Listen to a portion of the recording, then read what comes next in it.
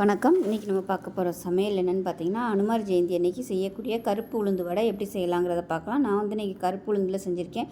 கருப்பு உளுந்தில் செய்கிறது ரொம்ப விசேஷமாக இருக்கும். உங்களுக்கு இது கிடைக்கலன்னா நார்மல் உளுந்தில் கூட நீங்கள் இது மாதிரி செஞ்சு நெய்வேத்தியம் பண்ணலாம். ஸோ வாங்க, ரொம்ப சிம்பிளான இந்த கருப்பு உளுந்து வடை எப்படி செய்யலாங்கிறத பார்க்கலாம்.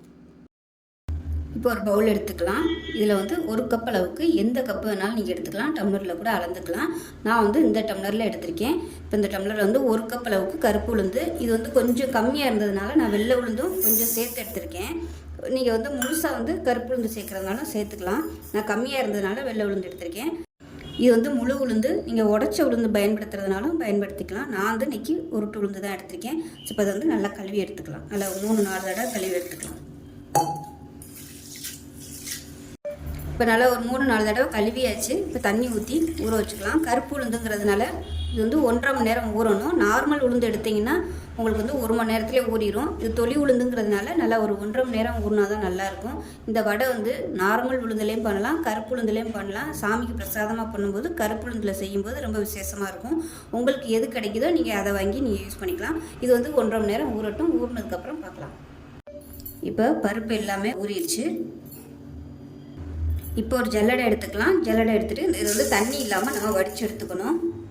ஏன்னா நம்ம தண்ணி ஊற்றாமல் கொஞ்சம் குறைன்னு தான் அரைக்க போகிறோம். அதனால் தண்ணி இருக்கக்கூடாது. நல்ல ஒரு 10 நிமிஷம் இது அப்படியே வடியட்டும்.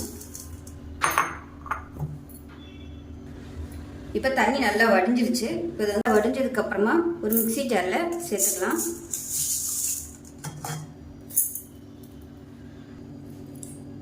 இப்போ இதில் 1 டேபிள் ஸ்பூன் அளவுக்கு மிளகு சேர்த்துக்கலாம்.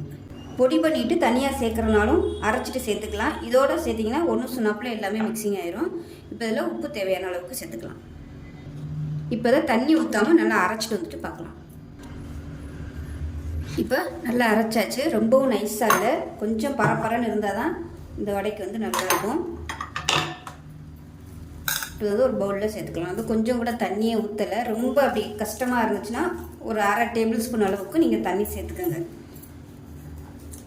நான் தண்ணி நிறைய சேர்த்துட்டோம்னா அப்புறம் வடை உருட்டுறதுக்கு வராது.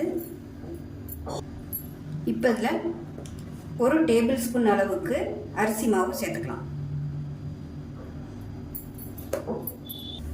இப்போ இதில் 1 டீஸ்பூன் அளவுக்கு நெய் சேர்த்துக்கலாம். இப்போ இதில் ஒரு 1/4 டேபிள் ஸ்பூன் அளவுக்கு சூடான எண்ணெய் சேர்த்துக்கலாம். இப்போ இது எல்லாத்தையுமே நம்ம பிசைஞ்சு எடுத்துக்கலாம். அரிசி மாவு சேர்க்கும்போது கொஞ்சம் நல்லா கிறிஸ்பியாக வரும். அதுக்காக தான் அரிசி மாவு சேர்க்குறது. எடுத்துக்கலாம். வாழையில் எடுத்துகிட்டு இதில் கொஞ்சமாக எண்ணெய் தடவிக்கலாம். தடவிட்டு கையிலையுமே எண்ணெய் தடவிக்கங்க, இல்லைன்னா உங்களுக்கு ஒட்டும். இப்போது ஒரு உருண்டை எடுத்துக்கலாம். எடுத்துகிட்டு எவ்வளவு தூரம் மெல்லிசாக தட்ட முடியுமோ தட்டிக்கங்க. இது மாதிரி எவ்வளோ மெல்லிசாக தட்ட முடியுமோ தட்டிக்கங்க. அந்த வடை கனமாக இருந்துச்சுன்னா நல்லா இருக்காது. அதனால் எவ்வளோ லேசாக உங்களால் தட்ட முடியுமோ அந்த அளவுக்கு தட்டிக்கங்க. இப்போ நடுவில் ஒரு ஓட்டை போட்டுக்கலாம்.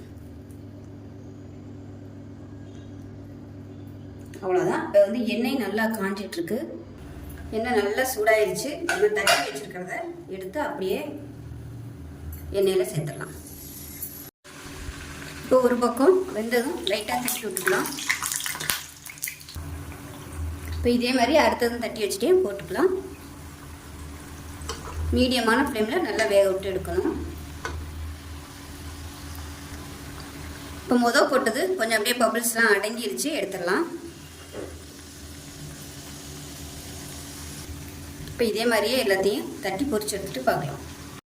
இப்போ நமக்கு அனுமன் ஜெயந்திக்கு நெய்வேத்தியம் பண்ணுறதுக்கு கருப்பு உளுந்து வடை ரெடி ஆயிடுச்சு. இது கருப்பு உளுந்தில் பண்ணுறது தான் ரொம்ப விசேஷமாக இருக்கும். ஒருவேளை கருப்பு உளுந்து இல்லைன்னா நார்மல் உளுந்தில் இது மாதிரி குறைன்னு அரைச்சிட்டு நீங்கள் இதே மாதிரியே செஞ்சுக்கலாம். இதை இப்படியே நெய்வேத்தியம் பண்ணுறதுனாலும் பண்ணிக்கலாம்.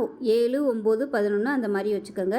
அப்படி இல்லைன்னா இதை மாலையாகவும் கட்டி நார் எடுத்துக்கோங்க. நாரில் மாலையாக கட்டி நீங்கள் படத்துக்கு போட்டு நீங்கள் நெய்வேத்தியம் பண்ணலாம். அப்படி இல்லைன்னா வெத்தலை 9, 11 அந்த மாதிரி வெத்தலை கூட நீங்கள் கட்டி போடலாம். அப்படியும் இல்லைன்னா வெண்ணெய் வைக்கலாம், தயிர் சாதம் வைக்கலாம். ஸோ இந்த வீடியோ பிடிச்சிச்சுன்னா லைக் பண்ணுங்கள், கமெண்ட் பண்ணுங்கள், சேனலை சப்ஸ்கிரைப் பண்ணுங்கள், பக்கத்தில் உள்ள பெல் பட்டனையும் ப்ரெஸ் பண்ணுங்கள். நன்றி.